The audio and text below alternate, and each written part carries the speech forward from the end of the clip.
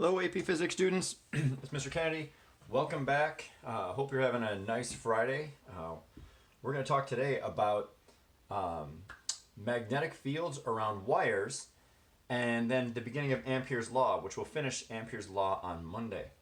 Now you should have already watched a video that talks about why currents in wires create magnetic fields. Actually, any currents create magnetic fields. They don't have to be in wires. It could be charged particles moving. But one of the things that you can see from that is that if you have a wire, let's say we've got a wire here with current coming out of the page, and you put a compass needle around that wire, and this was in the video, that what's going to happen is you'll see the compass needle tends to go this way on this side of the wire. It tends to go this direction on this side of the wire, this direction on this side of the wire, this direction on this side of the wire, this direction on this side of the wire, and then so forth. And it makes a circular pattern. And what you have is a circular magnetic field surrounding that wire.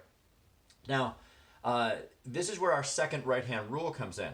And I really like this right-hand rule in the way we use it because it uses the same things that we did last time.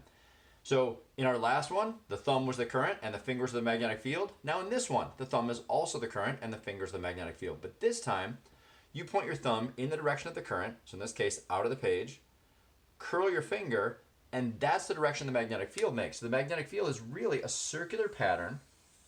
We saw that with the compass needles, but now a circular pattern around the wire. And actually, it's not just one magnetic field. There's multiple magnetic field rings that keep coming out. Now let's say instead of coming out of the page, I went into the page. If you're going into the page, same idea. You take your thumb, point it straight down into the page, and then curl your hand, and what you'll see is you'll have a magnetic field that goes this way. Not exactly the best circles there. But so, into the page, curl your hand, that's it. That's the way the magnetic field goes. Now at a particular point, any particular point, that magnetic field will be tangent to that point. So it's a circular pattern total, but at each point it makes a vector that's tangent to the circle. Now what if we start combining them? What if we put two wires together? So let's say we have a current coming out and another current coming out. And we're going to assume that they're the same current, same amount that's coming out each time. And I want to find the magnetic field right here in the middle. Now if I'm going to find the magnetic field in the middle, I'll do the individual magnetic fields of each wire. I take this one, the one on the left, and I curl my hand, curl it around, and I see it makes a magnetic field like this. Which means that at this location, there's a magnetic field straight up. This other wire makes a magnetic field that curls in this direction, which means at this location, there's a magnetic field straight down. These two cancel each other, and the overall magnetic field is 0. So again, we're just adding the vectors. We just look for where they hit, and once they hit there, we can determine what the overall magnetic field is. Now, what if I have one wire in and one wire out? So if I take this one, a wire that's pointing out of the page, and a wire that's pointing away from me this time, so into the page, and I want to find the magnetic field right in the middle again, I use the same process. In this one, we're going to assume that they're both the same again. So this one has the same magnetic field we saw before. Thumb up, curl your fingers around, and we get a magnetic field that looks like this. So this one is straight up. And then I look at the other one. This one is going to curl around in this direction. It's also straight up. So I'm going to get a magnetic field vector that's twice as long. The total then magnetic field will be this. That's the total magnetic field will just be this big vector twice as long as the other two. So we can add magnetic field vectors just like we add any vectors that we do the whole time. And again, it's good to conceptualize this because as you go through, you're going to see that sort of tangent idea come up again and again and again. And in some ways, you got to get used to 3D thinking. Now, let's do a little mathematical thing here because we still haven't talked about, like, we know what direction the magnetic fields are, but we don't know how much magnetic field there is.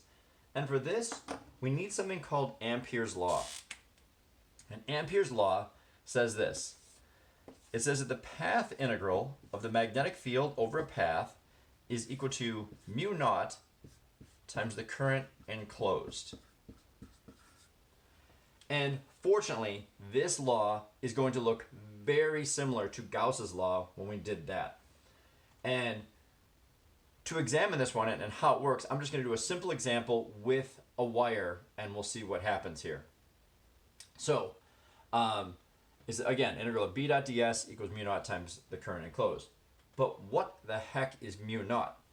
Mu naught is the permeability of free space. It's really similar to epsilon naught, but for magnetism.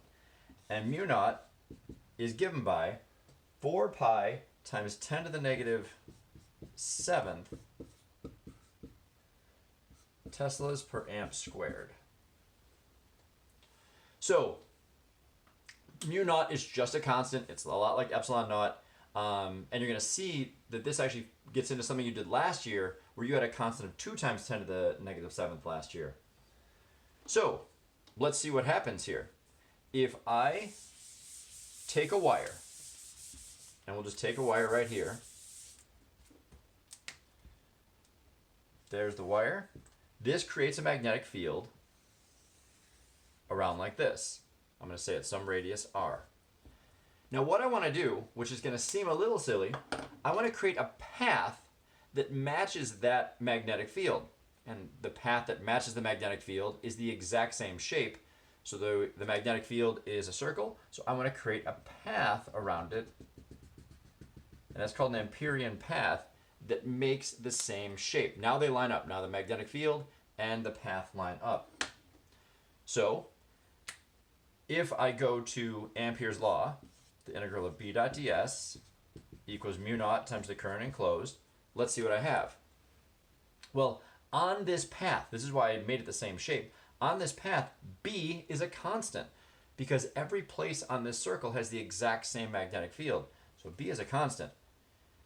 These two objects, the path and the magnetic field, are pointing the same direction at every point. So the dot product's really not necessary. It's just the, it's going to be the cosine of 0, so that's just 1. And what I'm left with is the integral of ds, the integral over the path. That's what this little circle here means. We saw last time with Gauss's law that was a surface integral. Now this is a path integral. Equals mu naught times the current enclosed. Well, what's that path integral? What is that amount? Well, to go all the way around the circle, I go 2 pi r, which equals mu naught I. So what we see here is that we start out looking for a path that matches the magnetic field. We see how much current is inside. The current inside the path is I, so that's what I enclose there. And now I solve. That means the magnetic field is equal to mu naught I over 2 pi r. What does this really mean? It means that if you have strong currents, it creates a strong magnetic field.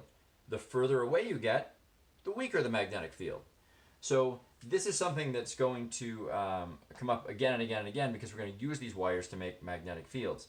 Now, you did this last year in honors physics, but you used a different equation. The reason is, last year, instead of using mu naught, you just said b was 2 times 10 to the negative 7th I over r, which does turn out to be the same thing. You just didn't know where it came from. It turns out to be the same thing because mu naught is 4 pi times 10 to the negative 7th divided by 2 pi gets you 2 times 10 to the negative 7th. Now, keep in mind, if you're saving time, go ahead, feel free to use that one. It's going to work just the same. But again, magnetic fields are caused by these currents here, and just like with Gauss's law, where we only count the ones that are inside the surface, here we only count the ones that are inside the path. That's the only ones that cause the magnetic field in this calculation. So the good thing is, if you knew Gauss's law, you're probably going to know Ampere's law really well. Let's do a quick calculation with it, and we'll see how that works. And let's say we have a wire right here carrying 5 amps of current straight out of the page towards us. And then I'd like to know, right here at a distance of 0.25 meters, what's the magnetic field right at that location? Well, first of all, the direction of the magnetic field, if I take my thumb up, curl my hand, I'm going to swirl around like this. In fact, we'll draw that in there. The magnetic field will be going in this direction. If we were to label it as north, south, east, and west, that's a possibility. I didn't do that here. So in this case, I would say it's headed to the left. And now what is the magnetic field? Well, the magnetic field of a wire is mu naught I over 2 pi r. So you're going to see that the mu naught really is going to go away in many of these calculations. 4 pi times 10 to the negative 7th, and then divided by the 2 pi just gets us down to 2, and then we have 5 amps divided by 0.25 meters. So again, some things cancel. We get the 4 pi and the 2 pi, and that just becomes 2 times 10 to the negative 7th. That's, again, reduces to what you did last year. Now we multiply by 5 amps over 0.25 meters, and for that, we're going to get a total calculation. We'll actually put that in there, 5 amps over 0.25 meters, 0.25 meters. What we'll see is that the overall magnetic field, because we have 2 times 5, and then dividing by 0.25 is the same as multiplying by 4. So that's 10, that's 40 times 10 to the negative 7th, which is 4 times 10 to the negative 6th Teslas. So right there is 4 times 10 to the negative 6 Teslas that's pointing to the left.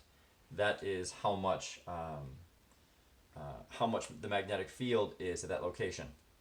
Is that really, really strong? No, not really. I mean, that's not too much, but it is significant. It would turn a compass needle. This would be not too much, maybe a little bit, but there is some magnetic field there. So again, this is kind of a big equation. It comes from Ampere's law, but that's a big one to know because it tells you the magnetic field of a wire.